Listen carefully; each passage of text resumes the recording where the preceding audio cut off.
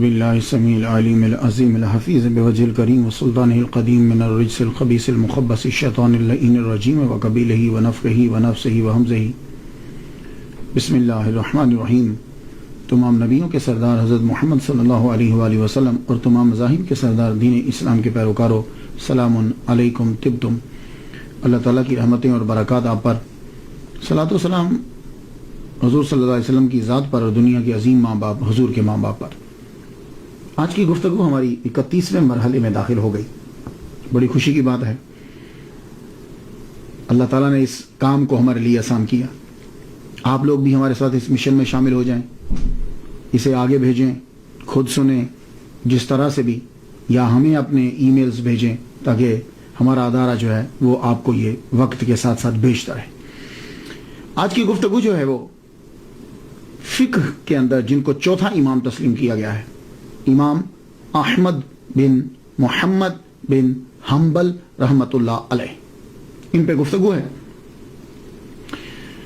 پیدائش آپ کی ربیع الاول کے اندر ہے 164 ہجری میں، وصال آپ کا 12 ربیع الاول کے اندر ہے 241 ہجری میں۔ ٹوٹل آپ نے اس زمین کے اوپر 77 سال 77 ایئرز زندگی پائی ہے۔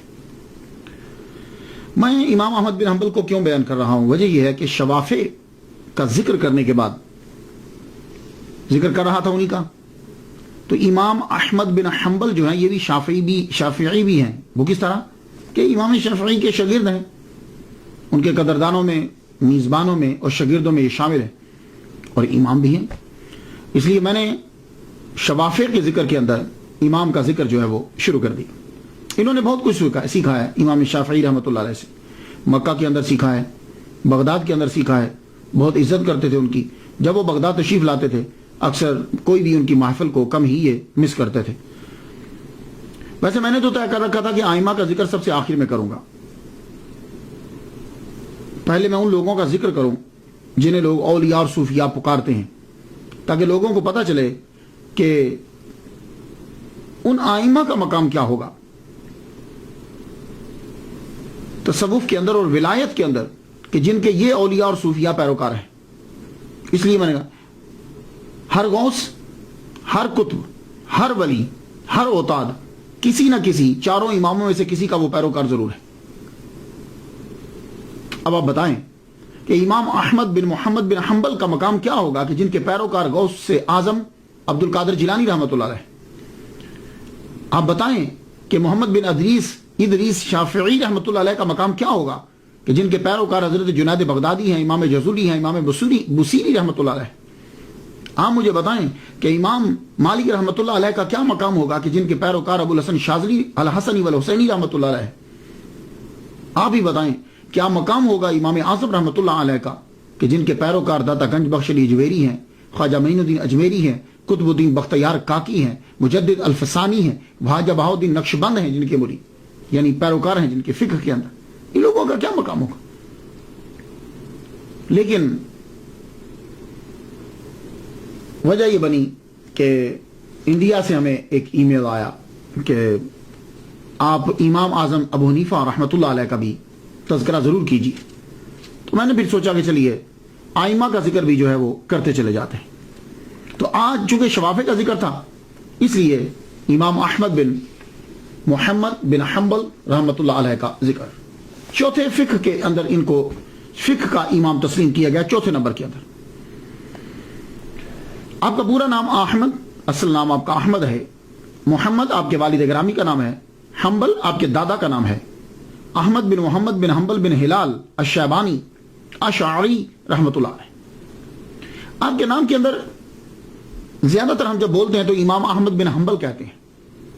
معلوم ہے اس کا معنی کیا ہوتا ہے؟ امام احمد بن حنبل، احمد حنبل کے بیٹے، جبکہ یہ حنبل کے بیٹے نہیں ہیں، یہ محمد کے بیٹے ہیں۔ ان کے والد کا نام محمد ہے، محمد بیٹے ہیں حنبل کے، حنبل ان کے دادا کا نام ہے۔ تو جب ان کے دادا کا نام ہے تو پھر احمد بن محمد کیوں نہیں کہتے، احمد بن حنبل کیوں کہتے ہیں؟ ایک وجہ سن لیجئے، ناموں کے اندر یہ ہوتا ہے عرب میں کہ جو شجرہ نسب کے اندر جو کوئی مشہور ہوتا ہے اس کا نام لے لیتے ہیں۔ اب جیسے امام شافعی اب یہ جو شافعی ہیں یہ گرینڈ فادر ان کے ابا کا نام ہے شافعی، وہاں کا نام امام شافعی نے اختیار کر لیا. تو اسی طرح امام احمد جو ہیں ان کے دادا کا نام حنبل ہے، وہ گورنر تھے، مشہور تھے، ان کا نام امام احمد نے اختیار کر لیا. اور یہ طریقہ بھی ہے. محمد مصطفیٰ صلی اللہ علیہ وآلہ وسلم ایک مرتبہ آپ کسی غزوہ میں ہیں تو آپ فرماتے ہیں کہ انا نبی لا کذب، انا ابن عبد المطلب، کہ میں جھوٹا نبی نہیں ہوں، میں عبد المطلب کا بیٹا ہوں. حضور عبد المطلب کے بیٹے تو نہیں ہیں، حضور کے ابا کا نام تو عبداللہ ہے، عبد المطلب تو دادا ہے، لیکن چونکہ عبد المطلب سردار تھے تو آپ نے خود کو متعارف کروایا ان سے. تو باپ کا باپ بھی تو باپ ہی لگتا ہے نا. اب آپ سمجھ کے ہوں گے. تو امام احمد بن محمد بن حنبل ہے، لیکن دادا چونکہ زیادہ مشہور تھے اس لیے امام احمد بن حنبل کے نام سے مشہور ہو گئے. یہ اصل میں حنبل ہے، اصل جو ہے ہا نون با لام ہے، لیکن لا یہ ہے کہ جب نون ساکن کے بعد با آ جاتی ہے تو وہ نون میم بن جاتی ہے. تو اس کو لکھتے تو نون ہیں، پڑھتے میم ہے. ہن بل ہے لیکن ہم بل پڑھیں گے. اب شیبانی بھی آپ کے نام کے ساتھ نام آتا ہے، شیبانی. یہ شیبانی جو ہے یا نسبت کی ہے شیبان، بنو شیبان اصل میں یہ قبیلہ ہے عرب کا. جب حضرت عمر رضی اللہ تعالیٰ عنہ نے بصرہ آباد کیا تھا، عراق کا شہر، تو وہاں آپ نے کچھ قبائل بھیجے تھے. تو یہ جو بنو شیبان تھے نا، یہ انہوں نے جا کے بصرہ کو آباد کیا تھا، وہاں کے صحراؤں میں، وہاں جا کر یہ رہے تھے. تو بصرہ میں حضرت عمر کے دور کے اندر حضرت امام احمد بن محمد بن حنبل رحمۃ اللہ علیہ کا خاندان آ گیا تھا حضرت عمر کے دور کے اندر ہی، بصرہ میں ہی. تو وہ بنو شیبان تھے، اس کی وجہ سے آپ کو شیبانی بھی کہا جاتا ہے. تو آپ کے آباء و اجداد بصرہ کے اندر آئے. یہ بصرہ آج بھی بڑا مشہور ہے، عراق کا بڑا مشہور شہر ہے. یہ کویت اور ایران کے قریب ہے بالکل. 2007 کے مطابق اس کی آبادی جو ہے وہ 9,52,441 ہے اس کی، یعنی اب اس سے آبادی سے، پاپولیشن سے اندازہ لگا لیجئے. اور یہ بغداد کے بعد عراق کا سب سے بڑا شہر ہے. آپ کے دادا حنبل یہ سرگس کے گورنر رہے ہیں اموی دور حکومت کے اندر. تو کہتے ہیں کہ بصرہ سے یہ آپ کے دادا، آپ کے بڑے، یہ خراسان، پھر مرو، پھر بغداد، اس طریقے سے یہ ہجرت، دوبارہ ہجرت پھر کی. پہلے تو بصرہ آ گیا خاندان، پھر سرگس، خراسان میں بھی یہ رہے، مرو، پھر اس کے بعد بغداد میں آخر میں یہ آ کر امام احمد بن محمد بن حنبل رحمۃ اللہ علیہ پہنچ گئے. آپ کے جو والد گرامی محمد ہیں یہ خراسان میں فوج کے اندر اعلیٰ عہدے پر فائز تھے. خراسان کے اندر آپ کے والد گرامی کا 30 سال کی عمر میں انتقال ہو گیا. امام احمد بن محمد بن حنبل رحمۃ اللہ علیہ کی پیدائش سے کچھ روز پہلے یا کچھ روز بعد. اب یہ جو خراسان میں آپ کے والد گرامی تھے، یہاں سے اختلاف ہو گیا جائے پیدائش کے اندر کہ امام احمد بن حنبل کی جائے پیدائش کون سی ہے، یہاں اختلاف ہو گیا. لیکن یہ بات تو طے ہے کہ آپ کے والد گرامی خراسان میں اعلیٰ عہدے پر فائز تھے آرمی کے اندر. اب عرب کے جتنے لوگ ہیں وہ یہ فورس کرتے ہیں اور کوشش کرتے ہیں کہ امام احمد بن حنبل کو بغداد میں ہی پیدا کیا جائے. لیکن کچھ لوگوں نے یہ کہا کہ امام احمد بن حنبل خراسان کے اندر پیدا ہوئے. خراسان میں آپ کے چاہنے والے بھی بڑے تھے، خراسان کے اندر آپ کی فکر بھی مشہور ہوئی، خراسان کے اندر ہی آپ کے فتاوا مشہور ہوئے. تو کچھ چکر تھا خراسان کے ساتھ، کچھ چکر تھا. تو اب میں جب تحقیق کرتا ہوں تو اگر یہ کہا جائے کہ امام احمد بن حنبل جو ہیں ان کی ولادت سے کچھ روز پہلے ان کے والد گرامی جو ہیں وہ وفات پا گئے ہیں، تو پھر تو وہ خراسان کے اندر تھے. تو کچھ روز پہلے وفات پائی تو پھر تو خراسان کے اندر ہی پیدا ہوئے. اور اگر یہ کہا جائے کہ کچھ روز بعد وفات پائی تو اب یہ ہے کہ اتنی جلدی یہ یہاں کیوں آ گئے؟ وہ تو خراسان میں ان کی ڈیوٹی تھی، وہ چھوڑ کر ڈیوٹی بغداد میں تو نہیں آئیں گے کیونکہ بوڑھے تو ہیں نہیں ہیں، 30 سال کے ینگ ہیں، تو خراسان میں ڈیوٹی ہی تو کر رہے ہیں. تو اب یہ جھگڑا کہ وہ بغداد میں ہوئے یا خراسان کے اندر، میں یہ کہتا ہوں کہ بھائی دیکھو ٹھیک ہے، مان لیتے ہیں کہ جگہ کی وجہ سے فرق پڑتا ہے. اب ایک بچہ امریکہ میں پیدا ہوا ہے، ایک بچہ مدینہ میں پیدا ہوا ہے، ایک بچہ پاکستان میں پیدا ہوا ہے، فرق تو پڑے گا. لیکن کچھ ہستیاں ایسی ہوتی ہیں کہ وہ جگہ کی محتاج نہیں ہوتی، وہ جہاں پیدا ہو جائیں ان کی ولادت کی وجہ سے وہ جگہ افضل ہو جاتی ہے. ہاں، تو اس لیے امام احمد بن حنبل وہ ہستی ہیں کہ وہ جہاں پیدا ہوں گے وہ جگہ ہی افضل ہو جائے گی.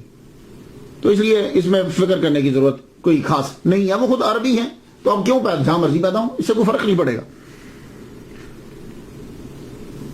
تو آپ کے والد گرامی کا جب انتقال ہو گیا خراسان کے اندر، آپ 30 سال کی عمر ہے، تو آپ کی والدہ پھر وہاں سے آپ کو بصرہ لے آئیں. کیوں؟ اس لیے کہ بصرہ میں رشتہ دار رہتے تھے، تو عراق میں واپس لے آئیں. عراق میں آپ تشریف لائیں، وہاں رہے، پھر وہاں سے بغداد میں آ گئے. امام احمد بن محمد بن حنبل رحمۃ اللہ علیہ، آپ نے ابتدا میں، اب چونکہ غربت ہے، والد گرامی کا سایہ تو سر سے اٹھ گیا ہے، ابتدا میں جتنا پڑھ سکتے تھے پڑھا، قرآن مجید حفظ کرنا ہے، قرآن کا پڑھنا ہے. لیکن بہت سلو سپیڈ دیکھتا ہوں میں جب میں کتب پڑھتا ہوں، تو امام احمد بن محمد بن حنبل رحمۃ اللہ علیہ کی پڑھنے کے اندر سپیڈ جو ہے وہ شروع کے 15 سال کے اندر تقریباً بند ہے. اس کی اب وجہ وہی ہو سکتی ہے کہ حالات ٹھیک نہیں ہیں، معاشی حالت جو ہے وہ بہت انتہائی کمزور ہے.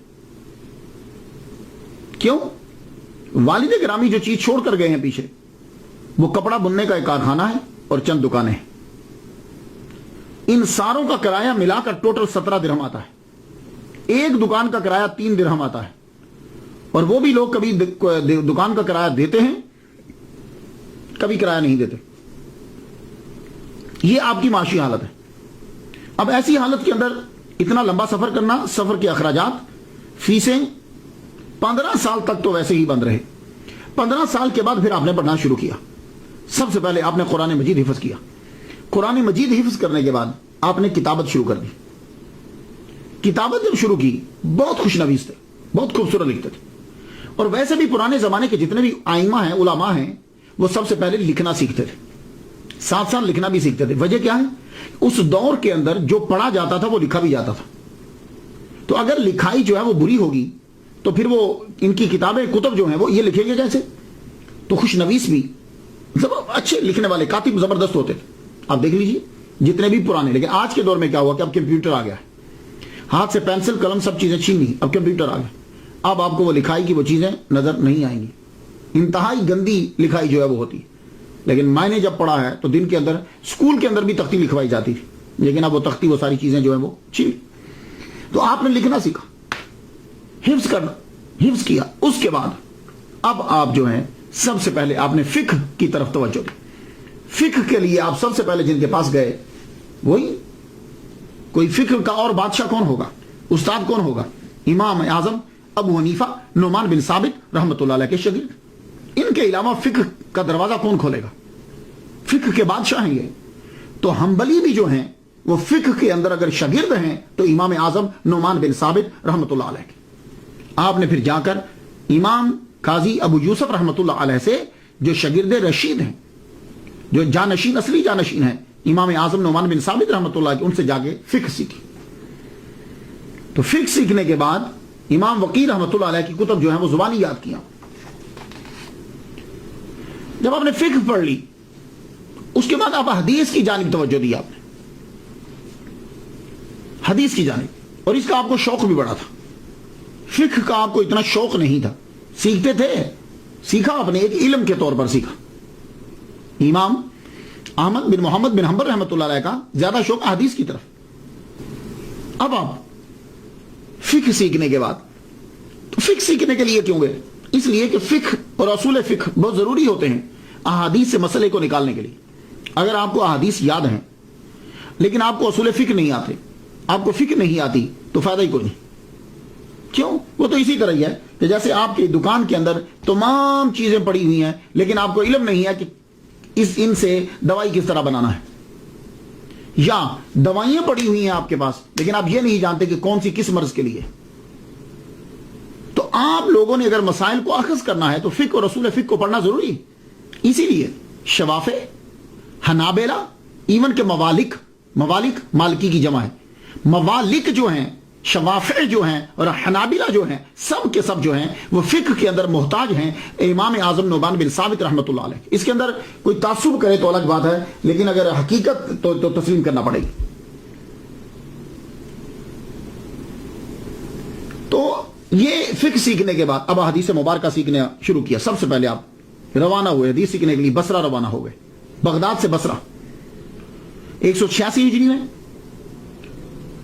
احادیث یاد کرنا آپ نے شروع کی. 3 لاکھ حدیث جو ہے وہ امام احمد بن حنبل نے یاد کر لی. 3 لاکھ حدیث یاد کر لی. 194 ہجری میں آپ نے بصرہ ہی میں السعید القطان سے بھی علم آپ نے سیکھا. بصرہ کے بعد اب حجاز کی جانب بھی آپ گئے.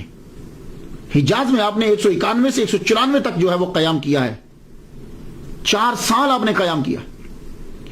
وہاں حجاز کے اندر بھی آپ نے حدیث اور فقہ سیکھی ہے دونوں. وہیں آپ کی ملاقات جو ہے وہ امام شافعی رحمۃ اللہ علیہ کے ساتھ سب سے پہلے ہوئی تھی. 4 سال آپ اس کے بعد پھر بصرہ واپس آ گئے. 197 ہجری میں واسطہ سے دوبارہ حجاز گیا. مسجد خیف میں سفیان بن عیینہ سے ملاقات ہوئی. انہوں نے جب آپ کی صلاحیت کو دیکھا تو آپ کو فتویٰ دینے کی اجازت دی. یہ 197 ہجری کی بات کر رہا ہوں. تو گویا کہ آپ حجاز کے اندر بارہا گئے ہیں اور طویل قیام کیا آپ نے حجاز کے اندر اور حدیث سیکھنے کے لیے. امام یزید بن ہارون سے بھی آپ نے سیکھا. ابن جوزی رحمۃ اللہ علیہ کا یہ کہنا ہے، جب انہوں نے مناقب لکھے ابن جوزی کا یہ کہنا ہے کہ 414 اساتذہ سے امام احمد بن محمد بن حنبل رحمۃ اللہ علیہ نے سیکھا ہے. لیکن امام ذہبی رحمۃ اللہ علیہ نے جب مناقب لکھے ہیں تو وہ یہ کہتے ہیں کہ 280 اساتذہ سے آپ نے سیکھا ہے. آپ کے اساتذہ کے اندر امام شافعی رحمۃ اللہ علیہ کا بھی شمار ہوتا ہے، جن سے آپ نے خاص طور پر ناسخ منسوخ یہ علم جو ہے وہ آپ نے ان سے سیکھا. آدمی جب سیکھنے کے لیے نکلتا ہے آدمی کو مشکلات تو آتی، لیکن ایک بات یاد رکھیے، جب بھی کبھی علم سیکھنے کے لیے نکلے. یورپ اور امریکہ کے لوگ ادب کو بھول گئے. یہ تو نہ ٹیچر کی عزت کرتے ہیں نہ ٹولز آف نالج کی عزت کرتے ہیں، اس لیے کسی کے پاس علم نہیں ہے. یہ بات یاد رکھیے، علم صرف اسی قوم کے پاس ہے جو اپنے استاد کا ادب کرتے ہیں. یہ چیز ہم دیکھتے ہیں امام احمد بن محمد بن حنبل رحمۃ اللہ علیہ. آپ حدیث سیکھنے کے لیے چلے روانہ ہوئے. آپ کے ساتھ امام یحییٰ معین رحمۃ اللہ علیہ بھی تھے. دونوں کے دونوں چلے کہ حدیث جو ہے وہ سیکھیں گے. لیکن حدیث سیکھنا کہاں سے تھی؟ یمن جا کے مقام صنعاء میں امام عبد الرزاق یمنی سے سیکھنی تھی. تو بصرہ بغداد سے نیت کر کے چلے تھے کہ یمن میں جا کے صنعاء میں ہم وہاں جا کے حدیث سیکھیں گے. لیکن اس سے پہلے کہا کہ چلو حج کرتے چلتے، یوں کر کے پھر چلیں گے. وہاں سے روانہ ہوں گے. 1 ماہ کی مسافت طے کر کے وہاں پہنچے. وہاں جب پہنچتے ہیں تو طواف کر رہے تھے کہ امام عبد الرزاق رحمۃ اللہ علیہ نظر پڑ گئے. جب وہ دکھے تو بڑے خوش ہوئے، چلو یار 1 ماہ کا سفر کم ہو گیا. 1 ماہ کا سفر کم ہوا. تو امام یحییٰ کہنے لگے کہ حضور ہمیں آپ سے حدیث سیکھنا ہے، اگر یہاں ٹائم دے دیں. تو آپ نے فرمایا کل آ جائیے گا. تو امام احمد بن محمد بن حنبل رحمۃ اللہ علیہ کو جب پتا چلا تو آپ نے فرمایا کہ آپ نے ایسا کیوں کیا؟ آپ نے ان سے ٹائم کیوں لیا؟ ہم نیت کر کے آئے تھے کہ ان کے در پر جائیں گے، ہم نیت کر کے آئے تھے کہ ان کے پاس جائیں گے، تو آپ نے یہاں وقت کیوں لیا؟ دیکھو میں نیت کر کے آیا تھا کہ استادوں کے در پہ جاؤں گا تو میں وہیں جا کے سیکھوں گا. میں اسے بے ادبی سمجھتا ہوں، ایک تو میرا ثواب کم ہوگا. تو آپ باقاعدہ مقام صنعاء گئے، یمن میں گئے.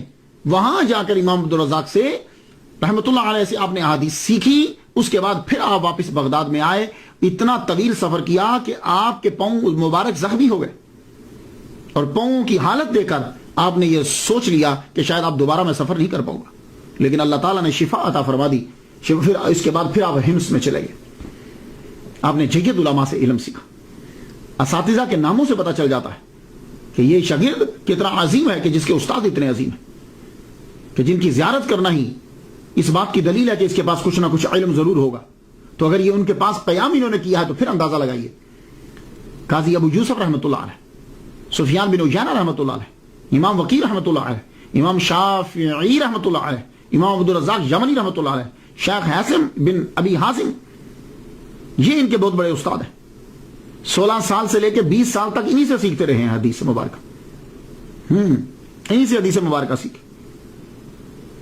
इसी दौरान अब्दुर्रहमान बिन महदी से भी हदीस मुबारक सुनी, उमैर बिन अब्दुल्ला बिन खालिद से भी हदीस मुबारक सीखी, अबू बकर बिन अय्यास से भी हदीस मुबारक सीखी। लेकिन हाफिज आसिम इनके पहले उस असातिज़ा में से, ये बुखारा के रहने वाले थे। इनके वालिद गिरामी हज्जाज बिन यूसुफ के शेफ थे, तो बाप यही चाहता था कि मेरा बेटा भी जो है वो शेफ बावर्ची बने। इनको मछली पकाने के कई तरीके आते थे, लेकिन आपको शौक था कि मैं हदीस सीखूं, और आगे हदीस सीखी, और देखिए वक्त के फिक्र के चौथे इमाम के पहले उस्ताद बने। इसलिए इल्म जो है वो इंसान को बुलंदी अता फरमा देता।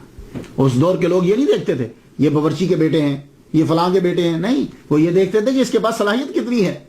और आजकल देख लो, हम लोग इन आइमा के मानने वाले हैं और हम लोगों की जातों पे लेके रहते हैं। वो खूबियों को देखा करते थे, और वही कौम तरक्की करती है जो खूबियों को देखती है। जिसमें ज्यादा खूबी हैं वो अल्लाह की बारगाह में ज्यादा करीब होता है, वरना इंसान की पैदाइश में और इंसान की मौत की आखिरी जगह में कोई किसी में फर्क नहीं है, खा वो बहुत बड़ा है या वो बहुत छोटा है। 15 साल से लेकर 40 साल तक, यानी 179 हिजरी से लेकर 204 हिजरी तक इल्म ही हासिल करते रहे, और आपकी उम्र 40 साल हुई तो आपको बड़े बड़े उलमा ने फतवा की सनद दे दी। अब आपने बगदाद में तदरीस का सिलसिला शुरू कर दिया। 40 साल के 40 साल इल्म तो बहुत लोग हासिल करते हैं, आपको बड़े नजर आएंगे। तो मदरसे से जब तुलबा निकलते हैं कितना इल्म होता है उनके पास, कितना इल्म होता है। लेकिन देखना ये होता है कि इल्म अमल में आया कि नहीं आया। अगर वो पढ़ा हुआ इल्म अमल में आ जाए तो फिर तो आदमी ने इल्म पढ़ा है। अब अगर इन्नल्लाह मा साबिरीन पढ़ने के बाद सबर ही नहीं आया, आमन बिल्लाह पढ़ने के बाद, युमिनून बिल गैब पढ़ने के बाद, आमन रसूल पढ़ने के बाद, अतीउल्लाह व अतीउर रसूल पढ़ने के बाद, व अलल्लाहि फलयतवक्कलिल मुमिनून पढ़ने के बाद, दूसरों की गीबत ना करो पढ़ने के बाद, ये चीजें पढ़ने के बाद अगर फिर भी अंदर हैं तो वो आम लोगों की तरह ही है, वो मौलवी भी। तो इल्म जब आदमी पढ़ ले तो उसको अमल में आना जरूरी, इसलिए तसव्वुफ में जाना पड़ता है।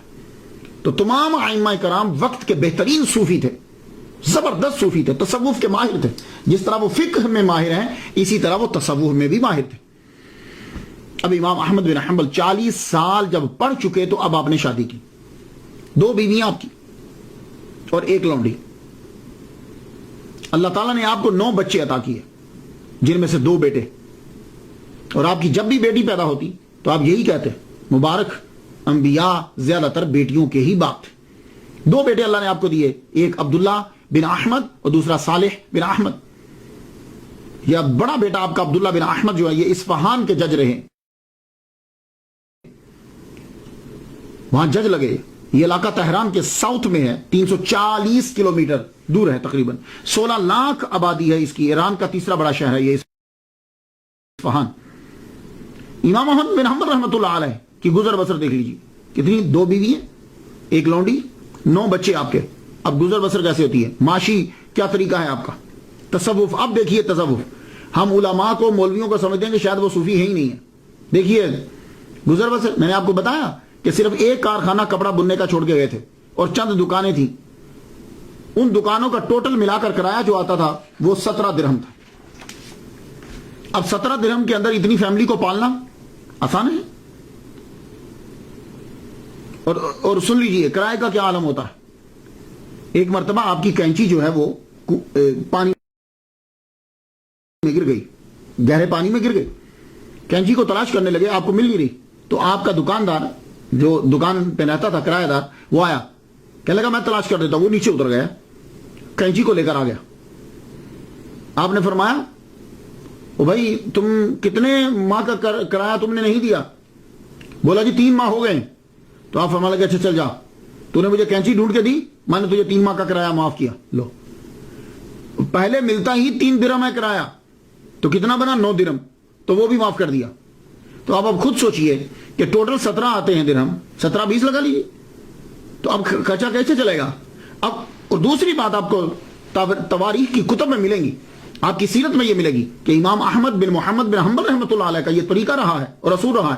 آپ نے نہ تو کسی شہزادے سے، نہ کسی امیر سے، نہ فقہا، کسی سے، بادشاہوں سے، خلیفہ سے، ایون کہ آپ نے اپنے دوستوں سے بھی کبھی تحفہ قبول نہیں کیا. یہ آپ کی احتیاط تھی. اس کا مطلب یہ نہیں ہے، یہ آپ کی احتیاط تھی. کسی کا بھی تحفہ آپ قبول نہیں کرتے تھے. تو پھر کیا ہوا؟ اب مجبوراً آپ کو مزدوری کرنی پڑتی تھی گھر کا خرچہ چلانے کے لیے. اب خود سوچو یار، 40 سال کے وہ ہیں، اب مزدوری کرنے کے لیے نکلتے کہ بچوں کو روٹی بچوں کو دینی ہے. مزدوری کرتے، جتنا ایک دن کا خرچہ ہوتا کما کے لا کے دے دیتے، اس کے بعد پھر مصروف ہو جاتے پڑھانے میں. اور کبھی کبھی تو ایسا ہوتا کہ مزدوری ملتی ہی نہیں ہے، کوئی بھی کام مل جاتا آپ مزدوری کا کر لیتے. اور کبھی کبھی ایسا ہوتا کہ آپ کو کام مل ہی نہیں رہا، کام نہیں ملا تو پھر معلوم ہے کیا کرتے؟ دور دراز جگہوں میں جب فصل پک جاتی تو وہ جو مالک ہوتے تھے وہ کچھ چھوڑ جاتے تھے غریبوں کے لیے اور کچھ گرا پڑا چھوڑ جاتے تھے. تو آپ ان سے پوچھتے کیا میں یہ اٹھا لوں؟ وہ اجازت دیتے، ہاں یہ ہماری ملکیت ہے، آپ اٹھا سکتے ہو. تو امام احمد بن حنبل اپنے بچوں کا خرچہ پورا کرنے کے لیے وہاں سے اٹھا کے لاتے. ان سے بڑا صوفی کون ہوگا یار؟ گھر کا خرچہ چلائیں. اور بادشاہ ہزاروں دینار دیتے لیکن قبول نہیں کرتے آپ. کیوں؟ کہ جب ان کا قبول کریں گے تو پھر یہ اپنی بات منوائیں. عبادت، آپ کے بڑے صاحبزادہ یہ کہتے ہیں، عبادت اللہ اکبر جل شان. یہ اصفہان کے قاضی کہتے ہیں کہ میرے ابا 300 رکعات جو پڑھا کرتے تھے جب آپ کی عمر اب 40 کے بعد 70 سے پہلے 300 رکعات پڑھا کرتے تھے. اب ہوتا یہ ہے کہ جب کبھی کتابوں کے اندر، پرانی کتابوں میں لکھا جاتا تو اس کا زیرو جو ہوتا تھا ایسے کر کے ڈال دیتے تھے. تو ایسے جب ڈلتا تھا کہیں سیاہی گر جاتی تو وہ ڈیجٹ کے بعد جو زیرو ہوتا ہے نا، وہاں بڑی پرابلم پڑتی ہے. 100 ہے تو 1000 کبھی بن جاتا ہے، 3 ہے تو کبھی 3000 بن جاتا ہے، 300 ہے تو 3000 بن جاتا ہے. 300 رکعات جو ہے وہ آپ پڑھا کرتے تھے نفل کی. اور پھر جب آپ کی عمر 70 سال ہو گئی تو آپ نے ان کو 100 کر دیا. 5 حج آپ نے پیدل کیے. یہ عبادت کا اندازہ لگائی. 3 پیدل ہیں، 2 سواری کے اوپر، 5 حج آپ نے ٹوٹل کیے. آپ عشاء کی نماز کے بعد سوتے، درمیان رات جاگتے اور پھر نوافل ادا کرتے. یہ آپ کا سلسلہ بعد میں تھا 70 کے بعد. پہلے آپ تقریباً عبادت میں بھی لگے رہتے اور پڑھتے بھی رہتے. روزہ، سوموار کو روزہ رکھتے، جمعرات کو روزہ رکھتے، 13 14 15 ہر مہینے کی چاند کی تاریخ جو ہے اس پہ روزہ رکھتے. یہ لازمی تھے آپ کے روزے. اور روزہ افطار کرتے تو آپ کے بڑے بیٹے عبداللہ بیان کرتے ہیں، کہتے ہیں کہ میرے ابا سوکھی روٹی ہوتی مرتبان میں ڈال دیتے، مرتبان میں جب ڈالتے تو اوپر سے پانی ڈال دیتے، پانی ڈالتے وہ سوکھی روٹی تھوڑی سی گیلی ہو جاتی، گیلی ہونے کے بعد اس کو نکال کے سرکے کے ساتھ کھا لیتے یا نمک کے ساتھ کھا. یار کتابوں والے کیوں فرق کرتے ہیں علماء میں اور صوفیاء میں؟ امام احمد بن محمد بن حنبل رحمۃ اللہ سے بڑا صوفی کون ہوگا یار؟ تو سرکے کے ساتھ یا نمک کے ساتھ اس روٹی کو کھا لے. اور اساتذہ کا ادب انتہا درجے کا. اگر اساتذہ کا ادب نہیں ہے تو علم نہیں آتا. امام شافعی رحمۃ اللہ علیہ جب کبھی بغداد میں تشریف لاتے، آپ ان کے سامنے دوزانوں بیٹھے رہتے، اور جب اٹھ کے جانے لگتے تو آپ ان کے خچر کے ساتھ ساتھ پیدل چلتے تھے. یہ ادب کم کا. حضور صلی اللہ علیہ وآلہ وسلم آج کے دور کے اندر تو پتہ نہیں امام احمد بن حنبل کے پیروکار کیا سوچتے ہیں اسے، لیکن انہیں چاہیے کہ اپنے امام کی اس سنت کو تو دیکھیں. امام احمد بن حنبل رحمۃ اللہ علیہ کے پاس 3 حضور کے منہ مبارک تھے. 3 جب کبھی آپ بیمار ہوتے ان منہ مبارک کو لے کے پانی میں ڈبو کے پانی پی جاتے، اللہ آپ کو شفا عطا فرماتا. کیوں؟ اس لیے کہ یہ صحابیات کی سنت ہے اور صحابہ کی سنت ہے. اور پھر آپ ان کو چومتے اور آنکھوں سے لگاتے. جب آپ دنیا سے جانے لگے تو آپ نے یہ کہا کہ دیکھو میری وصیت یہ ہے، 2 منہ مبارک، ایک میری اس آنکھ پہ رکھ دینا اور ایک اس آنکھ پہ رکھ دینا، اور ایک منہ مبارک میرا منہ کھول کے میری زبان کے اوپر رکھ دینا، اور بس تینوں منہ مبارک میرے ساتھ جائیں گے. اللہ اکبر جل شانہ. یہ ادب ہے. تصوف اور امام احمد بن حنبل. اللہ اکبر جل شانہ. عالم با عمل ہوگا تو صوفی ضرور ہوگا، یہ بات یاد رکھیے. کیونکہ تصوف یہی ہے، علم پر عمل کرنا، یہی تصوف ہے۔ تصوف نام ہے شریعت کی پیروی کا۔ یہ کیسے ہو سکتا ہے کہ جن کے پیروکار غوث اعظم عبد القادر جیلانی رحمۃ اللہ علیہ ہوں وہ صوفی نہ ہوں؟ امام شافعی جو خود اوتاد کے مرتبے پر ہیں، وہ آپ کی تعریف کرتے ہیں کہ میں نے امام احمد بن محمد بن حنبل سے بڑھ کر کوئی متقی، پارسا، فقیہ اور محدث نہیں دیکھا۔ امام احمد بن محمد بن حنبل رحمۃ اللہ علیہ صوفیاء سے بہت پیار کرتے تھے۔ آپ کے دور کے اندر جو مشہور صوفی ہیں بشر الحافی رحمۃ اللہ علیہ اور ذوالنون مصری رحمۃ اللہ علیہ، دونوں کی بڑی عزت کرتے، اور سب سے زیادہ محبت آپ کی بشر حافی سے تھی۔ آپ اپنے بیٹے کو کہا کرتے تھے بیٹے جاؤ ان کی محفل میں بیٹھا کرو۔ اللہ اکبر جل شانہ۔ بشر حافی نے فرمایا، شیخ عبدالحق محدث دہلوی رحمۃ اللہ علیہ نے فقہ اور تصوف کتاب کے اندر یہ لکھا ہے کہ بشر حافی رحمۃ اللہ علیہ نے فرمایا وہ دنیا سے خالص سونے کی طرح گئے۔ امام شافعی رحمۃ اللہ علیہ سے شناسائی تو آپ کی 187 ہجری سے تھی، تب امام احمد بن حنبل رحمۃ اللہ علیہ کی عمر جو ہے وہ 23 سال۔ پھر یہ سلسلہ جاری رہا۔ ایک مرتبہ ایسا ہوا کہ امام شافعی رحمۃ اللہ علیہ کو معلوم ہوا کہ امام احمد، ان کو پتہ تو تھا آپ کے معاشی حالات کیا ہیں اور گزر بسر کیسے ہوتی ہے آپ کی، آپ کو معلوم ہوا کہ یہ یمن جا رہے ہیں عبدالرزاق بن حمام سے حدیث پڑھنے کے لیے، اور پیسے ان کے پاس ہیں نہیں۔ تو امام شافعی رحمۃ اللہ نے اپنا اثر رسوخ استعمال کرتے ہوئے آپ نے ان کو یمن کا قاضی لگوا دیا کہ جب یہ وہاں پہنچے تو قاضی لگے رہے، اور خرچہ جو ہے وہ ملتا رہے گا، تو اس سے حدیث بھی سنتے رہیں گے، علم بھی پڑھ لیں گے، اور پاکٹ منی چلتی رہے گی۔ آپ کو جب یہ کہا امام شافعی رحمۃ اللہ نے کہ میں آپ کو یمن کا قاضی لگوا دیتا ہوں، انہوں نے کہا مجھے نہیں لگنا۔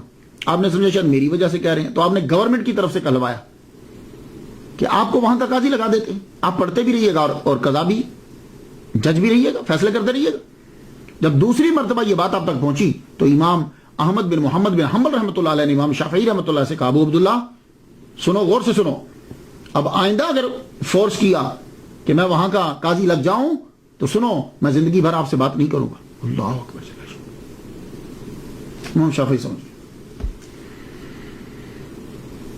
امام احمد بن محمد بن حنبل رحمۃ اللہ علیہ، آپ کا نام ویسے تو فقہ کے چوتھے امام میں شمار کیا جاتا ہے، 4 اماموں میں چوتھے نمبر پر، لیکن کچھ لوگوں نے یہ کہا کہ آپ فقیہ نہیں تھے، آپ محدث تھے، کیونکہ آپ نے زیادہ تر حدیث کو جمع کرنے میں لگایا اور آپ نے اپنی زندگی کے اندر فقہ کو عروج نہیں دیا۔ یہ ان کا موقف ہے۔ ان لوگوں کے اندر ابن جریر طبری اختلاف الفقہا کے اندر امام احمد کا ذکر ہی نہیں کیا انہوں نے۔ کیوں؟ وہ کہتے تھے کہ یہ محدث ہیں، فقیہ ہے ہی نہیں۔ ایسے بہت سے رائٹر ہیں کہ جنہوں نے فقہا کا تذکرہ کیا، فقہی مسائل کو بیان کیا، لیکن امام احمد بن حنبل کا ذکر ہی نہیں کیا۔ اسی طرح قتیبہ نے اپنی کتاب المعارف میں فقہا کا تذکرہ کیا، لیکن آپ کا تذکرہ نہیں کیا۔ احسن التقاسیم کے اندر تذکرہ ہے دوسروں کا، لیکن آپ کا ذکر نہیں ہے۔ اسی طرح قاضی ایاز رحمۃ اللہ علیہ نے انہیں محدث شمار کیا ہے، فقیہ نہیں۔ وجہ کیا ہے؟ وجہ یہ ہے کہ لوگ فقہ کو جب دیکھتے ہیں تو کسی کو تو امام اعظم، امام شافعی اور امام مالک کے تناظر میں، ان کے تناظر میں دیکھتے ہیں۔ تو اگر ویسے دیکھا جائے تو واقعی ان کا کام تھوڑا سا ٹوٹل ڈیفرنٹ ہے، ان کی طرح فقہ پہ انہوں نے کام نہیں کیا۔ یہ تو ہر ایک کو تسلیم کرنا پڑے گا۔ ظاہری زندگی کے اندر کوئی مسئلہ پوچھتا تو آپ حدیث کو نکالتے تھے، حدیث پڑھ کر سناتے تھے۔ یہی وجہ ہے کہ ایک مرتبہ آپ کا یہ مسئلہ ہے کہ من ترک الصلاۃ متعمدا فقد کفر، کہ جو نماز چھوڑتا ہے وہ کافر ہو جاتا ہے۔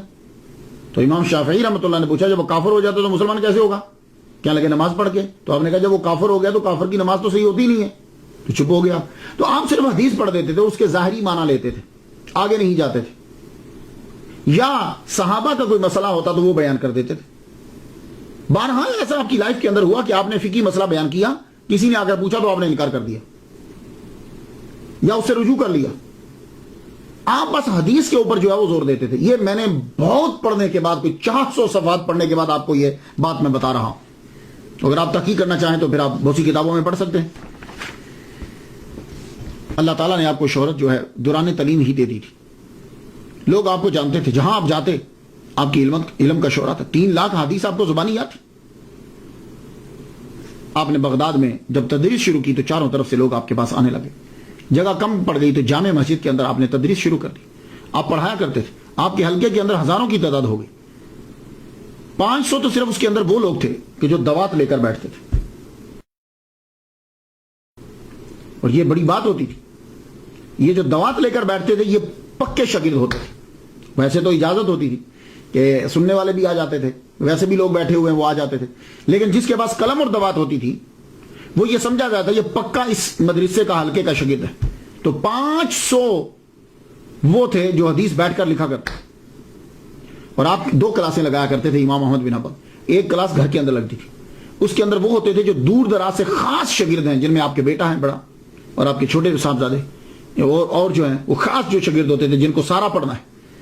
پھر اس کے بعد دوسری کلاس جو لگتی تھی وہ جامع مسجد کے اندر لگتی تھی، اور وہ کلاس آپ عصر کے بعد لگایا کرتے تھے. اس کے اندر شاگردوں کو بھی اجازت ہوتی، عوام بھی آتی تھی، عام لوگ جو ہیں سب کے سب اس کے اندر شامل ہوتے تھے. تو اس کے اندر آپ حدیث بیان کیا کرتے تھے. جو مسائل برننگ کوسچنز ہوتے تھے جس کا لوگوں کے جیسے کتاب الایمان آپ پاس رکھتے تھے، اشربہ، اس طرح کے مسائل جو بھی چل رہے ہوتے تھے وہ آپ ساتھ لے جاتے. پھر اس کے اوپر گفتگو ہوتی. آپ کا طریقہ کیا تھا؟ جب آپ پڑھاتے تھے تو پڑھاتے ہوئے آپ دیکھ کر پڑھاتے تھے، زبانی نہیں پڑھاتے تھے. حدیث کی آپ املا کرواتے تھے، لیکن کسی کو جب بھی لکھواتے تو آپ کتاب سامنے کھول لیتے. جتنا آپ نے پڑھا تھا کہیں سے وہ سب کا سب آپ لکھتے جاتے تھے. لکھ کے آپ کے پاس وہ سب موجود تھا. جب آپ پڑھانے لگتے تو اس کو سامنے رکھ لیتے. اتنی احتیاط کرتے تھے کہ ایسا نہ ہو کہ میں حدیث بیان کرنے لگوں تو کوئی لفظ نہ ہو تو میں ڈال دوں، کوئی ہو تو میں نہ ڈال پاؤں. سامنے لکھ. اور شاگردوں کو بھی یہ حکم تھا، آرڈر تھا کہ تم بھی جب بیان کرو گے تو سنو، تم بھی جب بیان کرو گے تو تمہیں بھی دیکھ کر بیان کرنا ہے. یہ ایک خاص چیز تھی. کیا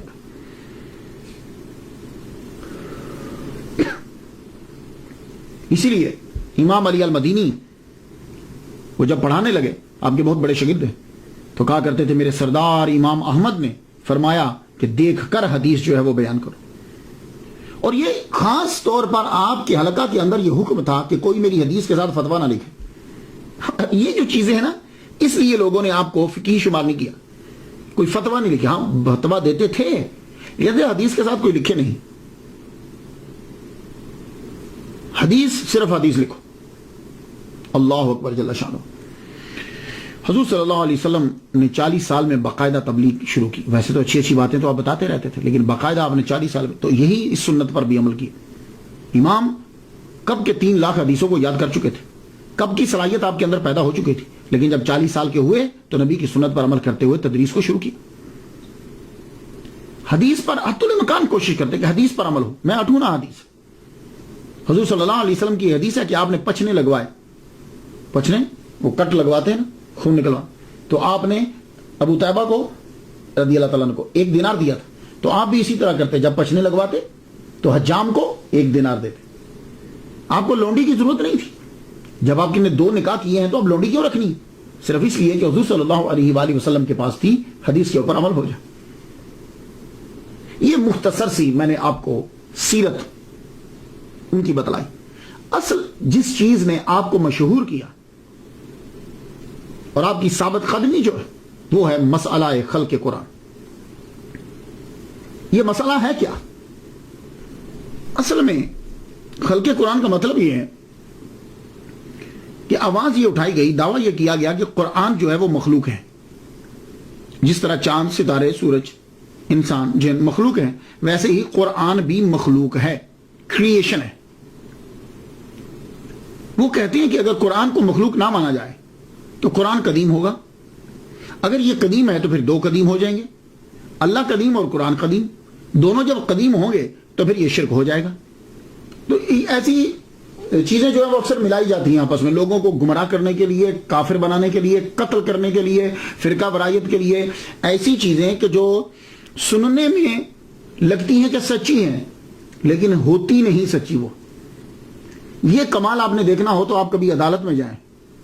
عدالت میں جب 2 وکیل آپس میں دلائل دے رہے ہوتے ہیں تو وکیل ایسے دلائل دیتا ہے کہ سننے میں سچے لگتے ہیں اور قاتل چھوٹ جاتا ہے.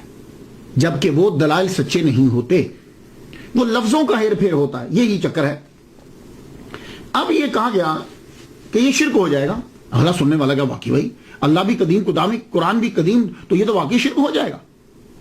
اور پھر اس کے اوپر دلائل یک طرفہ ڈھونڈے جاتے ہیں. یہ بات یاد رکھیے گا کہ باطل ہمیشہ دلائل ڈھونڈے گا, یک طرفہ ڈھونڈے گا, وہ سارے کو بیان نہیں کرے گا, یک طرفہ. اب اس کے لیے دلائل ڈھونڈے گے. کہا گیا اللہ قرآن میں کہتا ہے انا جعلناہ قرآنا عربیہ, ہم نے قرآن کو عربی بنایا. ٹھیک ہے, تو اب جب بنایا مطلب ہے کہ خالہ کا. اچھا, خود ہی جعلا کا معنی جعلناہ کا معنی خالہ کا کر لیا خود ہی, جبکہ پورے قرآن مجید کے اندر اللہ تعالیٰ نے قرآن مجید کے لیے پورے قرآن کے اندر خالہ کا لفظ استعمال ہی نہیں کیا. جس کے لیے جعلا کا لفظ استعمال کیا اس کے لیے کہیں نہ کہیں خالہ کا استعمال کر دیا. جیسے انی جاعل فی الارض خلیفہ, میں خلیفہ بنانے والا ہوں, تو انی خالقکم بشرا من طین, خالق کا لفظ استعمال کر دیا. لیکن قرآن مجید کا جب کہا انا جعلناہ قرآنا عربیہ, تو اس کے لیے خلقنا کا ترجمہ لفظ استعمال نہیں کیا. وجعلنا اللیل لباسا وجعلنا من الماء کل شیء حی. تو کیسے کہتے ہیں کہ جیسے یہ جعلنا ہے, اسی طرح قرآن کے ساتھ بھی جعلنا ہے, تو یہ بھی مخلوق وہ بھی مخلوق. اور ایک اور وجہ یہ تھی کہ عیسائی یہ کہا کرتے تھے اور پوچھتے تھے کہ بھائی تمہارے قرآن میں عیسیٰ علیہ السلام کے بارے میں کیا لکھا ہے؟ تو کہا کہتے کلمۃ اللہ. تو کہتے اچھا تو یہ کلمۃ اللہ ہے نا, تو اللہ کا کلام جو ہے وہ قدیم ہے, تو عیسیٰ جو ہے یہ بھی قدیم ہے, تو اللہ کا بیٹا ہوا, گاڈ ہوا, لارڈ ہوا.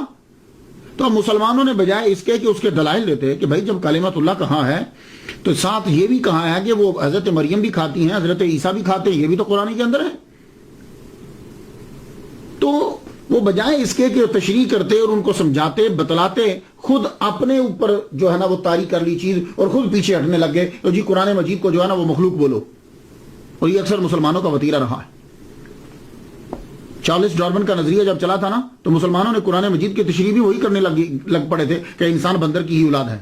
ہاں, تو یہ بجائے اس کے کہ یہ کہیں کہ ابھی سائنس نے ترقی نہیں کی, قرآن تک یہ نہیں پہنچے, یہ اپنے قرآن کو لے جائیں گے, اس قرآن کو وہاں ڈال دیں گے اس کی تفسیر کے اندر. اور آج دیکھ لیجئے 100 سال کے بعد وہی چارلس ڈارون کا نظریہ جو ایولیوشن تھیوری تھی اس کو امریکہ کے اسکولوں میں غلط قرار دے دیا گیا. لو اب کیا کریں گے؟ تو یہی حال اس دور میں بھی ہوا. سب سے پہلے جس نے یہ کہا کہ قرآن مخلوق ہے وہ کون تھا؟ جعد. یہ ایک ایرانی نژاد شخص تھا جس نے سب سے پہلے یہ دعویٰ کیا کہ قرآن مخلوق ہے. یہ اس نے آواز اٹھائی. تو عہد اموی کا ایک گورنر تھا کوفہ میں, خالد بن عبداللہ. اس نے عید الاضحیٰ کے خطبے کے اندر کہا کہ تم جاؤ اپنے جانور ذبح کرو, آج میں ایک بندہ ذبح کروں گا, میں آج ایک بندے کی قربانی دوں گا. تو اس نے اس کو ذبح کیا تھا. اس نے سب سے پہلے کہا تھا کہ قرآن اللہ کی مخلوق ہے. اس کے بعد اس کے شگرد ابن صفوان نے جو ہے وہ اسے پھیلایا کہ اللہ تعالیٰ بات چیت نہیں کر سکتا, قرآن قدیم نہیں ہے مخلوق ہے. اس کو بھی قتل کر دیا گیا. پھر اس کے ایک شگرد نے مصر میں نعرہ لگایا, بشر بن غیاث المریسی نے. یہ گرفتار ہو گیا لیکن قید سے بھاگ گیا. یہ تھی ابتدا کہ قرآن اللہ کی مخلوق ہے. میں نے آپ کو ہسٹری میں ابتدا بتا دی, لیکن انڈر گراؤنڈ یہ چیز چلتی رہی. یہ چلی کہاں سے؟ اب مجھے نہیں معلوم کہ اس کے پیچھے اخلاص تھا, نیت ٹھیک تھی, یا اس کے پیچھے کوئی اور تھے, لیکن اثرات جو ہے وہ بہت گندے تھے. اور یہ کوئی مسئلہ اتنا ضروری نہیں تھا کہ جس کو اتنے بڑے پیمانے پر اٹھایا جاتا, یہ اتنا ضروری نہیں تھا. اب یہ پھیلا کب؟ دیکھیے باطل فرقہ جب اٹھے گا اس کی پہلے یہ کوشش ہوگی کہ میں بادشاہ کو پکڑوں. بادشاہ کی حمایت کے بغیر باطل فرقہ کبھی پنپ نہیں سکتا. تو اس لیے باطل لوگوں کی سب سے پہلے حتی الامکان کوشش ہوتی ہے, اولی ترجیح یہ ہوتی ہے کہ ہمارے ہاتھ میں کسی جگہ کا, کسی ملک کا, کسی علاقے کا بادشاہ اور بڑا بندہ آ جائے. وہ پھر اس کو کسی نہ کسی طریقے سے کوئی نہ کوئی حربہ کر کے اس کو ضرور قبضے میں کریں گے. ہارون الرشید تک تو یہ بات چلتی رہی, لیکن دبے طریقے سے. مامون الرشید کی جب حکومت آئی تو مامون کے دربار کے اندر تمام کے تمام ایرانی تھے. فارس کا اس کے اوپر اثر و رسوخ تھا, دربار کے اندر ہر شعبے کے اندر. تو یہ جو غیاث تھا نا, یہ مصری, یہ تیسرے نمبر پہ جو قید سے بھاگ گیا تھا, یہ مامون کے دربار میں پہنچ گیا. مامون الرشید کے دربار میں جب پہنچا اپنے ایرانی اثر و رسوخ کی وجہ سے, جب وہاں یہ پہنچ گیا تو وہاں اس کو پھر مل گیا اصحاب عدل و توحید کا بانی. یہ ان کی جماعت کا نام تھا. اس کا بانی کون تھا؟ احمد بن ابی داؤد موتزلی. اور یہ دونوں نے مل کر مامون الرشید کے کان بھرنے شروع کر دیا. مامون الرشید کا اتنا نالج نہیں تھا, اس کو توحید کی آڑ میں رکھ کر اس شخص کو گمراہ کر دیا انہوں نے. اور یہ بات یاد رکھیے گا کہ جب بھی کبھی مسلمانوں کو گمراہ کرے گا تو توحید کی آڑ لے گا. یہ ایک ایسا مسئلہ ہے کہ شیطان نے بھی توحید کی آڑ لے کر نبی کی توہین کی تھی, اور یہ توحید کی آڑ لے کر پھر گمراہ کیا جاتا ہے. تو تب بھی یہی ہوا کہ سب سے پہلے جماعت بنائے گی. جماعت کا نام تھا اصحاب عدل توحید, یہ یعنی عدل اور توحید کے اصحاب, یہ جماعت تھی. اور اس کا بانی کون تھا؟ اس کا بانی جو ہے وہ احمد بن ابی داؤد متزلی. مامون الرشید کے جب کان بھر دیے گئے تو مامون الرشید کو یہ بتایا گیا کہ دیکھیے قرآن مجید جو ہے یہ اللہ تعالیٰ کی مخلوق ہے. اللہ تعالیٰ جو ہے یہ بول نہیں سکتا. ہاں وہ یہ کرتا ہے کہ وہ حکم دیتا ہے تو گویائی پیدا کر دیتا ہے. وہ اس نے حکم دیا تو قرآن لوح محفوظ پہ پیدا ہو گیا. اس نے حکم دیا تو قرآن جبریل علیہ السلام کی زبان پہ پیدا ہو چل پڑا. اس نے حکم دیا تو یہ قرآن جو ہے یہ مخلوق ہے. اگر مخلوق نہیں مانو گے تو پھر یہ بھی قدیم ہو جائے گا. تو جب دو قدیم ہو جائیں گے تو توحید اڑ جائے گی. مامون الرشید کہنے لگا ہونا توحید خراب نہیں ہونی چاہیے کیونکہ اللہ تعالیٰ سب کچھ معاف کر دیتا ہے, شرک معاف نہیں کرتا. تو وہ یہ نہیں سمجھا کہ ان دونوں کے پیچھے خباثت کیا ہے. تو جب مامون الرشید نے اسے تسلیم کر لیا تو مامون الرشید نے کیا کیا, تمام فقہا علماء کو بغداد میں بلا لیا. جب فقہا علماء کو بلایا تو بلا کر مناظرے شروع ہو گئے. مناظرے جب شروع ہوئے تو مامون الرشید کے ابتدائی دور تک جب تک وہ بغداد میں تھا صرف مناظرے ہی ہوتے تھے. یہ معتزلی بیٹھا رہتا تھا, فقہا اہل سنت و جماعت آتے تھے تو وہ آ کر مناظرے ہوتے. یہ اپنی چرب زبانی استعمال کرتا, فلسفہ استعمال کرتا, وہ اپنے دلائل دے کر جو ہے وہ چلے جاتے. بات اتنے تک کی تھی. لیکن مامون الرشید جو ہے وہ بیمار ہو گیا. بیمار ہونے کے بعد اس نے بغداد چھوڑ دیا اور وہ چل پڑا. جب وہ بغداد سے چلا گیا اس کے بعد اس کے ابتدائی دور کے اندر آپ دیکھیے گا, جائیے جا کر تواریخ پڑھ لیجئے, آپ کے آخری دور کے اندر بغداد سے جب روانہ ہوتا ہے تو اب اس کے خطوط جاری ہوتے ہیں, آرڈر جاری ہوتے ہیں, علماء پر سزائیں جاری ہو گئی, علماء کو سزا دینے لگ گئے, سزا دینے کی آرڈر, سختی. تو وہ آپ ذرا غور سے پڑھیے گا. میں آپ سے یہ کہوں گا کہ آپ ان خطوط کو پڑھیے. ایک پہلی بات میں آپ کو بتا دوں کہ بادشاہ خلیفہ جب خط نشر کرتے ہیں تو ان کا خط کتاب نہیں ہوتا. ان کے خط سے جملے مختصر ہوتے ہیں اور آرڈر ہوتا ہے, بس مختصر جملے. یہ خط جب آپ پڑھیں گے جو مامون الرشید کے خلق قرآن کے مسئلے میں ہیں, یہ لگتا ہے کسی مولوی نے لکھے ہوئے, کسی فلسفی نے لکھے ہوئے. لمبی عبارتیں, اور اس عبارات کا جو ہے وہ طریقہ یہ بتلاتا ہے کہ خلیفہ کا خط لکھا ہوا نہیں ہے. تو بات بھی اصل میں یہ تھی کہ مامون جو ہے وہ آخری عمر میں بیمار ہو گیا, وہ بستر علالت پر تھا. یہ جو وزیر ہے احمد بن ابی داؤد متزلی, یہ وزیر بھی تھا اس کا اور خاص سیکرٹری بھی تھا. یہ کیا کرتا تھا, یہ خود لکھتا تھا. لکھنے کے بعد آپ پتہ نہیں سناتا تھا بھی تک کہ نہیں سناتا تھا. لکھنے کے بعد وہ اس سے اجازت لے لیتا کہ میں اس کو آپ کی طرف سے بھیج رہا ہوں. وہ آگے اس کو کیا تھا, ٹھیک ہے بھیج دو, بھیج دیا. اب یہ لیٹر جو ہے وہ آنے لگ گئے بغداد میں کہ سارے فقہا کو اکٹھا کرو, جو مانتا ہے تو ٹھیک ہے, نہیں مانتا تو اس کی گردن اڑا دو, قید کر دو. اب یہ اتنے سنگین خط جب آخر میں آنے لگے تو یہی مامون بغداد میں رہتے ہوئے اتنے سخت آرڈر کیوں نہیں دے رہا تھا, یہ شک میں ڈال دیا بات. وہاں جا کر یہ آرڈر کیوں دینے لگا, اور آرڈر بھی اس وقت کہ جب یہ بالکل بستر علالت پر ہے, بلکہ بستر مرگ پر ہے. تو لگتا ہے کہ مامون کی کارستانی نہیں ہے, لیکن ظلم شروع ہو گیا. بلایا جاتا زر اور زور دونوں کے ساتھ, علماء کو بلایا جاتا کہ آپ اس کو مانو. اکثر لوگوں نے ماننا شروع کر دیا. لیکن امام احمد بن محمد بن حنبل, محمد بن نوح, امام یوسف بن یحییٰ البویتی مصری, نعیم بن حماد, یہ چار آدمی ایسے تھے کہ جنہوں نے انکار کر دیا. امام احمد بن محمد بن حنبل, محمد بن نوح رستے میں ان کا وصال ہو گیا. امام یوسف بن یحییٰ البویتی, ان کا بھی وصال جو ہے قید کے اندر ہو گیا. نعیم بن حماد, ان کا وصال جو ہے واسق باللہ کے دور میں قید میں ہو گیا. بچے صرف تو امام احمد بن محمد بن حنبل بچے. آپ کو 2 سال 4 ماہ تک قید میں رکھا گیا اور روزانہ کوڑے مارے جاتے ہیں. ایک دفعہ مامون کے دربار میں آپ حاضر ہوئے ہیں, اس کا مطلب یہ نہیں کہ آپ حاضر نہیں ہوئے, حاضر ہوئے ہیں آپ, لیکن گفتگو ویسے رہتی.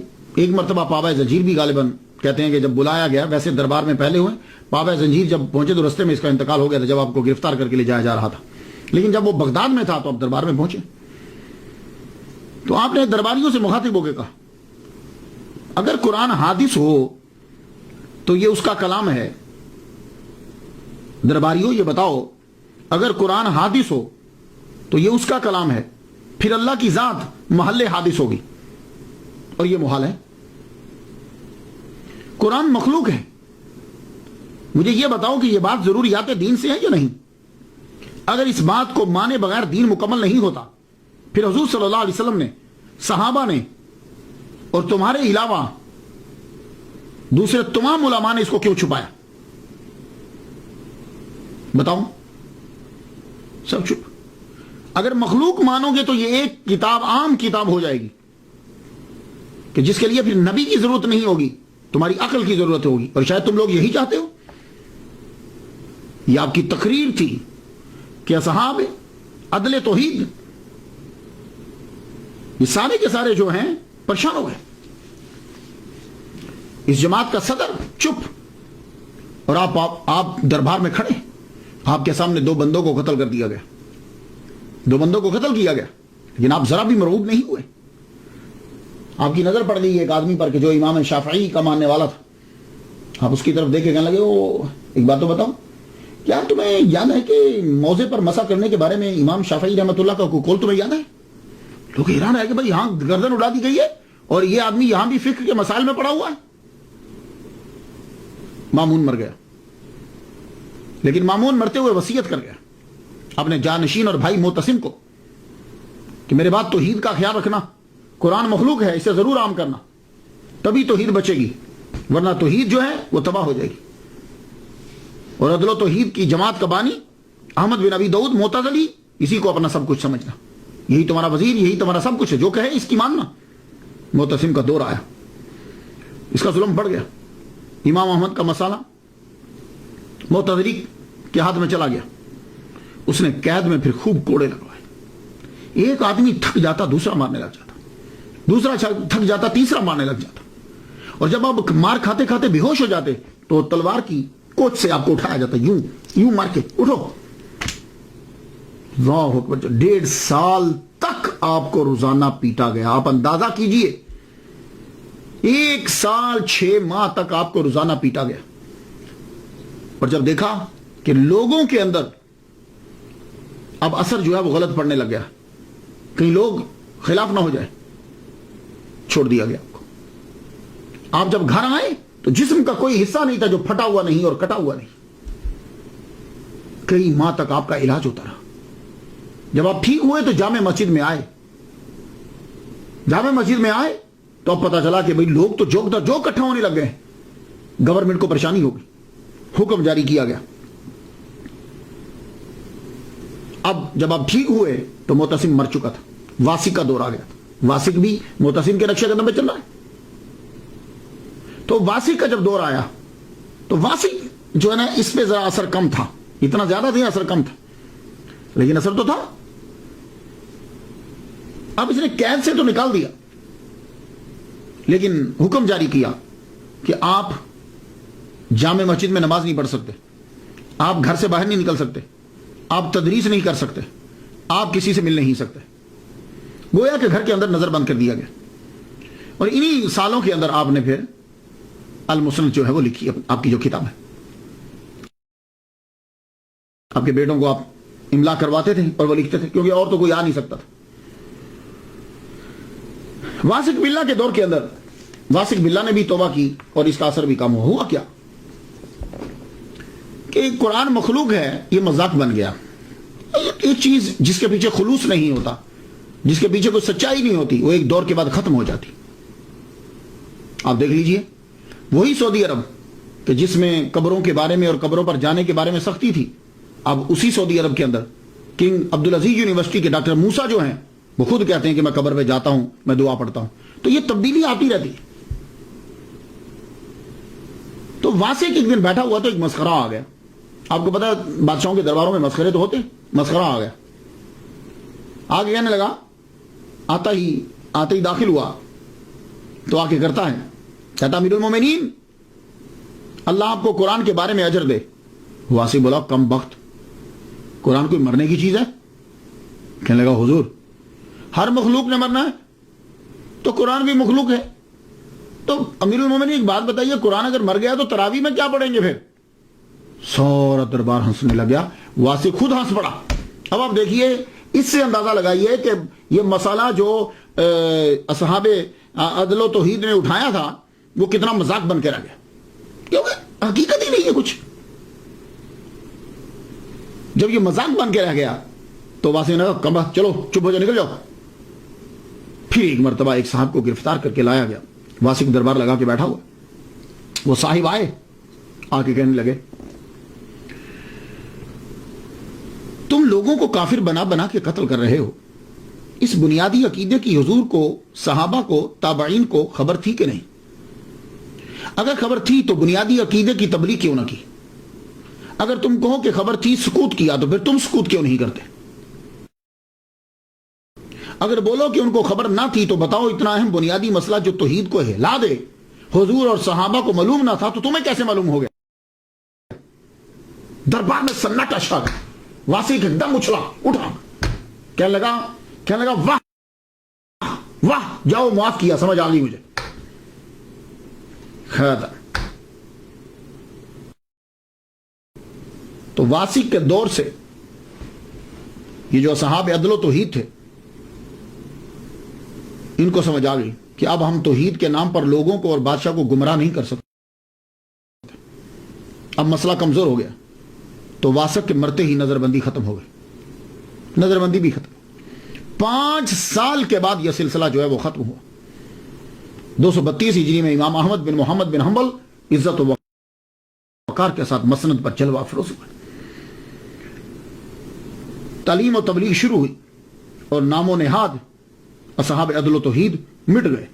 جس کو وہ کافر کہتے تھے اس کا نام آج تک زندہ ہے، اور کوئی بھی آدمی معتزلہ کو اچھے نام سے یاد نہیں کرتا۔ آپ نے بہت سی کتابیں بھی لکھی، سب سے بڑی کتاب اور آپ کی بڑی کرامت المسند ہے۔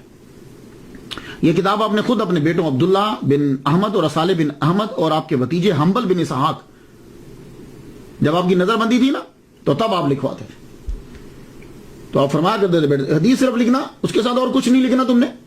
لیکن جب آپ کی دنیا سے آپ تشریف لے گئے تو پھر آپ کے بیٹے نے بعد میں تشریحات اور فتاوی بھی ساتھ جو ہے وہ ملا دی، وہ بھی ساتھ لکھ دی۔ 180 ہجری سے جو احادیث آپ نے یاد کرنا شروع کی تھی وہ آپ نے 225 ہجری میں بچوں کو لکھا۔ اس کتاب کے اندر امام احمد نے رحمت اللہ علیہ نے حدیث کو صحابہ کی ترتیب میں لکھا، جس طرح صحابہ کا مرتبہ تھا، خلفائے راشدین، پھر اس کے بعد تو ایک صحابہ سے جتنی حدیث روایت ہیں وہ آپ نے مسند میں لکھ دی۔ یہ آپ کا ذرا ڈیفرنٹ سٹائل ہے کہ آپ نے ایسا نہیں کیا کہ پہلے وضو، طہارت، وضو، یہ اس طرح کے مسائل، اذان، نماز، نہ، آپ نے کہا پہلا صحابی کون، اس کی جتنی حدیثیں ہیں چاہے وہ جس ٹاپک پہ ساری جمع کر دو، پھر دوسرا صحابی، اس طریقے سے۔ یہ آپ کا طریقہ رہا، کتاب ناسخ منسوخ، کتاب المناسک، کتاب الاعمال، کتاب الزہد، کتاب الفضائل۔ تو امام احمد نے دوسرے ائمہ کی طرح فتاوا اور یہ چیزیں ساری جو تھیں یہ مدون نہیں کی۔ ہاں، اب یہ معلوم نہیں، ہو سکتا ہے کہ آپ کے دور کے اندر جو ہے وہ لوگ عقل کو استعمال کرتے تھے، آراء کو استعمال کرتے تھے، تو آپ نے کہا کہ میں اتنی مخالفت کروں اس کی کہ لوگ صرف حدیث کو دیکھنے لگ جائیں۔ آپ بھی مجدد ہیں، مجتہد ہیں، تو آپ نے اس کا حل جو ہے وہ یہی جانا شاید۔ تو فقہ کے جتنے فتاوا آپ دیتے تھے، جیسے خراسان میں آپ نے فتاوا جو دیے تھے، بعد میں جب آپ بغداد میں آئے تو آپ نے دیکھا کسی کے ہاتھ میں، تو آپ نے رجوع کر لیا کہ میں نے یہ بیان میں رجوع کرتا ہوں ان سے۔ اسی طرح یہی وجہ ہے کہ جب امام احمد بن حنبل رحمۃ اللہ علیہ کے فتاوا کو پڑھا جاتا ہے تو تضاد پایا جاتا ہے اس کے اندر، کہ ایک دفعہ آپ نے بیان کیا، دوسری دفعہ۔ خیر میں ان سلسلوں میں پڑھنا نہیں چاہتا، میری تو یہ بتانا ہے، صرف ان کی سیرت کو بتانا ہے کہ انہوں نے محمد مصطفیٰ صلی اللہ علیہ وآلہ وسلم کی حدیث کو اپنایا اور ان کو آگے جو ہے وہ پھیلایا۔ تو ماہ ربیع الاول کی 4 تاریخ کو آپ شدید بیمار ہو گئے، 9 روز تک بیمار رہے۔ بروز جمعہ 241 ہجری 12 ربیع النور کو آپ دنیا سے کوچ کر گئے، اور آپ کی عمر جو ہے وہ 77 سال تھی۔ آپ کی وفات جو ہے وہ جنگل کی آگ کی طرح دنیا میں پھیل گئی، لوگ آ گئے، اتنا جنازہ ہوا کہ کہتے ہیں کہ 8 لاکھ لوگ آئے، عبد الوہاب وراق کہتے ہیں کہ 10 لاکھ لوگ آئے، اور جب جنازے کے لیے صفیں بننے لگی تو بغداد کے اندر کوئی ایسی جگہ نہیں تھی کہ جہاں بندے کھڑے ہوئے نظر نہ آئے، چھتوں پر، گلیوں میں، محلے میں، ایون کہ کشتیوں کے اوپر لوگوں کو کھڑا ہونا پڑا، ہر جگہ آدمی ہی آدمی نظر آ رہے۔ تو آپ کا جو ہے وہ جنازہ پڑھا گیا، تو کہتے ہیں کہ 40,000 غیر مسلموں نے اسلام قبول کر لیا، ہر آنکھ اشک بار تھی آپ کے جانب۔ یہ کہ جن کو لوگ کہتے تھے کہ توحید خطرے میں ہے اس کے جملے کی وجہ سے، اگر یہ نہیں مانے گا تو توحید تباہ ہو جائے گی، دیکھو وہ پورا بغداد اس کے جنازے میں شامل ہے۔ اور یہ بات آپ نے اپنی زندگی میں کہہ دی تھی۔ امام دارقطنی نے روایت کرتے ہیں صالح بن زید سے، وہ روایت کرتے ہیں عبداللہ بن احمد بن حنبل سے کہ بتا دو معتزلہ کو، میرے ابا نے کہا تھا بتا دو معتزلہ کو تمہارے اور ہمارے درمیان انصاف میری نماز جنازہ میں ہو جائے گا۔ اللہ اکبر جبر۔ کہتے ہیں 1 ہفتے تک آپ کی قبر مبارک کے اوپر لوگ آ کر نماز پڑھتے رہے، اتنا جنازہ، اتنے لوگ تھے۔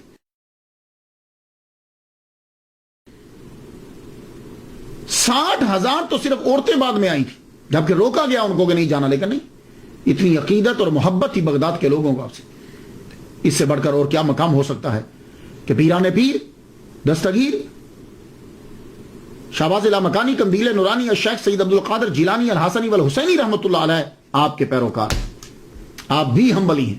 میں تو ان کے لیے فاتحہ پڑھ چکا، آپ بھی ان کے لیے فاتحہ پڑھ دیجئے۔ خدا تعالیٰ اور رحمت نازل فرمائے۔ اجازت دیجئے، وآخر دعوانا الحمدللہ رب العالمین۔